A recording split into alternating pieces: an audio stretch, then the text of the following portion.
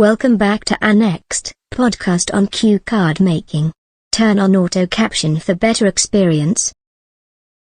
There was a time when my friend John asked me to lend him my car for a weekend. At first, I was hesitant to lend it to him, as I valued my car very much, and I was not sure if he could handle it properly. But then he explained that he needed it for an urgent family matter, and I realized that he was in a tough spot. After thinking it over, I decided to lend him my car. I gave him the keys and some instructions on how to operate it safely. I also made him promise that he would take good care of it and return it in the same condition as he got it. John thanked me and assured me that he would take good care of my car. I trusted him, so I let him take it.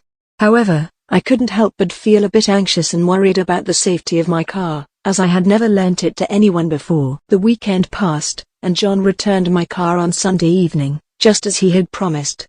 I was relieved to see that the car was in the same condition as when he took it. John thanked me and offered to pay for any expenses, but I refused, as I was happy that he had taken good care of my car. I later learned that John had driven my car to another state to attend his brother's wedding.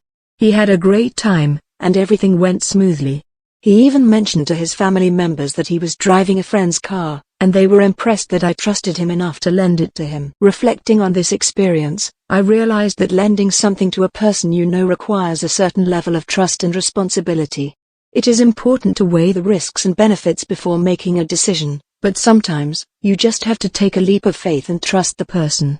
In this case, my trust in John paid off, and I was happy to help him in his time of need. Overall, lending my car to John was a positive experience that strengthened our friendship and showed me the importance of trust and responsibility in relationships. Thank you for listening to our education podcast.